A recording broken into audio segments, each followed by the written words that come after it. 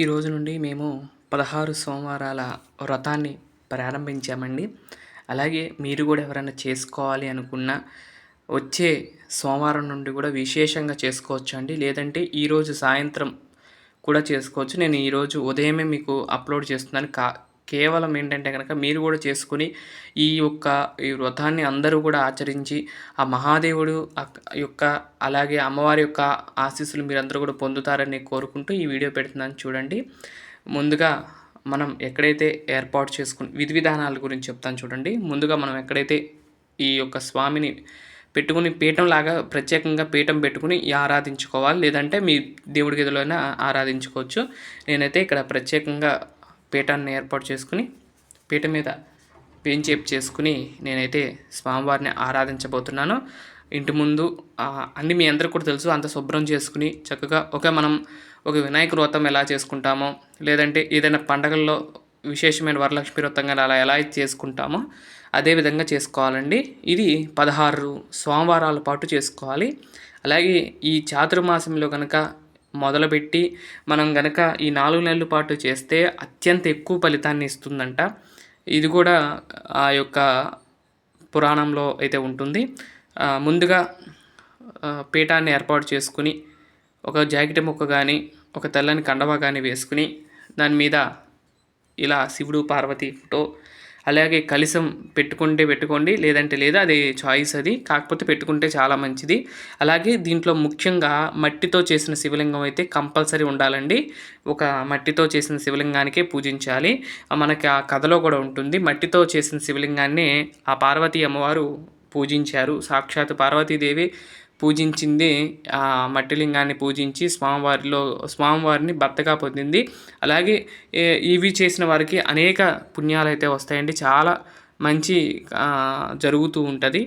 అందుకని ఈ యొక్క వ్రతాన్ని ఎవరైనా చేసుకోవచ్చు అండి. పిల్లలు కావచ్చు, పెద్దలు కావచ్చు, ముసలివారు కావచ్చు, అన్ని వయసుల వాళ్ళు చేసుకోవచ్చు. ఈ వ్రతం చాలా శ్రేష్టమైనది. 16 శివలింగాలని చేసుకోవాలి. ఈ 16 శివలింగాలని మనం రోజుకొక ప్రతి సోమవారం ఒక శివలింగం కింద 16 సోమవారాలు 16 లింగాలని ఉంచుకుని 17వ వారం మొత్తం అన్ని దగ్గర పెట్టుకుని పూజ చేసుకుని తర్వాత నదుల్లో కానీ, కృష్ణా నదిలో కానీ, అలాగే నది ఒడ్డున శివాలయం ఉండేటట్లుగా చూసుకుని ఆ యొక్క నీళ్ళల్లో కలిపి ఆ యొక్క వ్రతాన్ని పూర్తి చేస్తూ ఉంటారు. అలాగే ఈ వ్రతంలో ముఖ్యంగా పాటించాల్సిన నియమాల్లోకి వచ్చేసరికి ఆదివారమే నాన్ వెజ్ తినడం అనేది మానేయాలి. ఆదివారం నుండి బ్రహ్మచర్యాన్ని పాటించాలి. అలాగే సాత్విక ఆహారాన్ని తీసుకోవాలి ఆదివారం నుండి. అయితే సోమవారం నాడు ఉప్పు తగలకుండా ఏదైనా మనం స్వీకరించవచ్చు. ఈ ప్రసాదంగా పెట్టే ముఖ్యమైనది ఉప్మా రవ్వతో చేసిన ప్రసాదాన్ని స్వామివారికి సమర్పిస్తారు. గోధుమ రవ్వ అయినా పర్వాలేదు, ఏ రవ్వ అయినా స్వామివారికి ప్రసాదంగా నివేదించవచ్చు.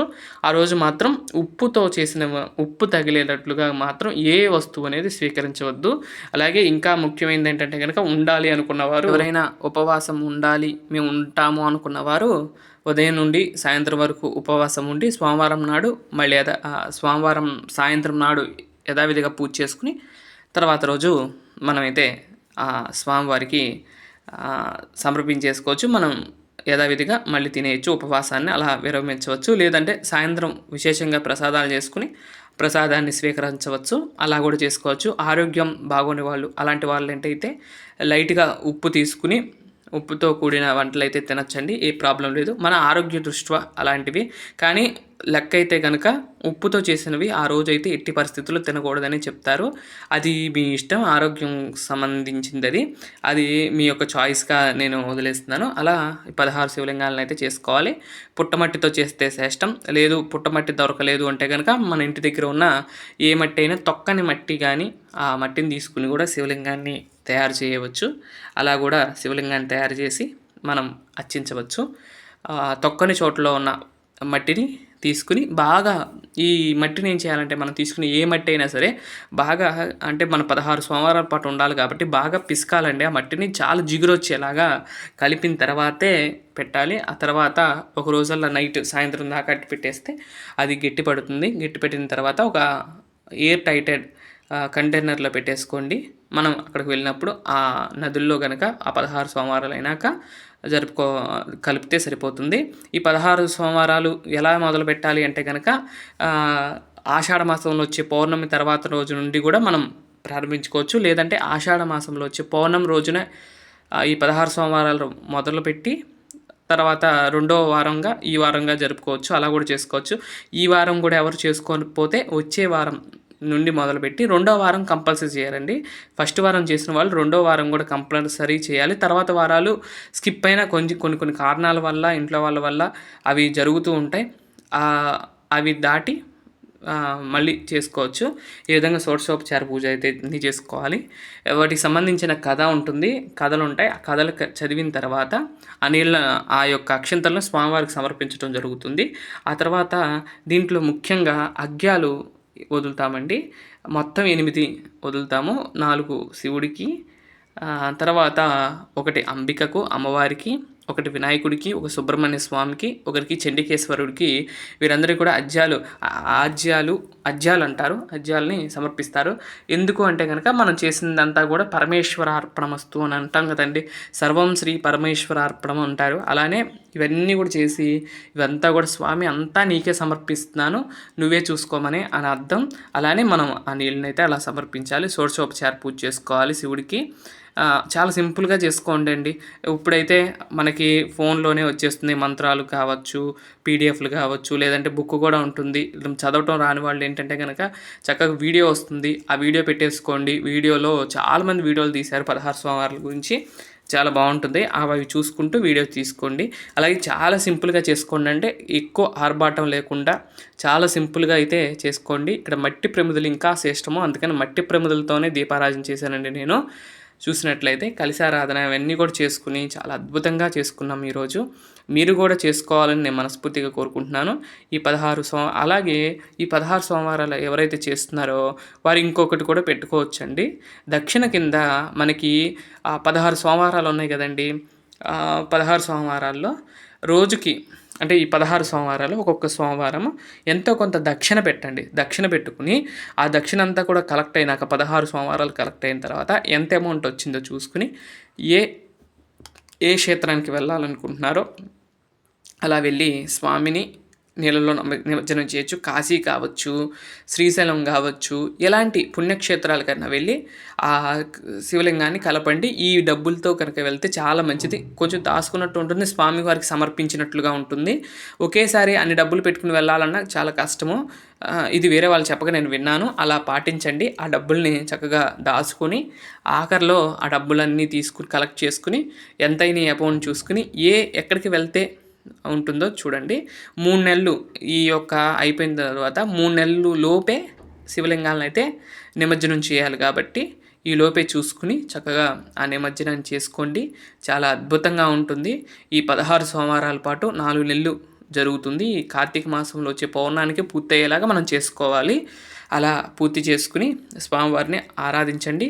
కార్తీక మాసంలో కూడా మనకి ఈ 16 సోమవారాలు వస్తుంటాయి. ఇక్కడ నుండి కూడా తర్వాత శ్రావణ మాసం, తర్వాత భాద్రపద మాసం, తర్వాత ఇవన్నీ కూడా వస్తూ ఉంటాయి.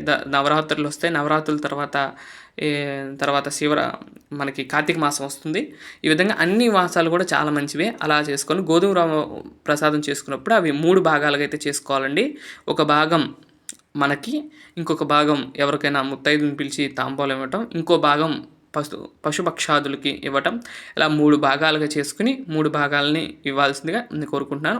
ఎవరో ఒకరిని పిలిచి ఒక తాంబూలం ఇచ్చి వారి యొక్క ఆశీర్వాదం తీసుకోండి. ఈ 16 సోమవారాల పాటు వస్తే 16 మందికి, అంటే ఒకళ్ళని పిలిచినా పర్వాలేదు, కాకపోతే వచ్చి ఆ రోజు తాంబూలం తీసుకుంటే చాలా మంచిది.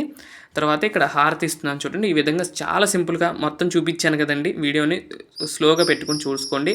ఎలా చేశాను ఫస్ట్ నుండి చివరి వరకు, ఆ పూజ ఎలా చేసాము ఏంటనేది మీకు ఇక్కడ ఉంటుంది. కాకపోతే మంత్రాలు కావాలంటే కనుక మనకి చాలామంది వస్తూ ఉంటారు యూట్యూబ్లో, వాళ్ళని చూసి ఫాలో అవి చేసుకోవాల్సింది నేను కోరుకుంటున్నాను. ఇక్కడ ఆగ్యాలు అయితే ఇవ్వటం జరుగుతుంది. ఇక్కడ నీళ్ళలో పోసుకుని వారు మంత్రాలు చెప్తూ ఉంటారు ఫోన్లో.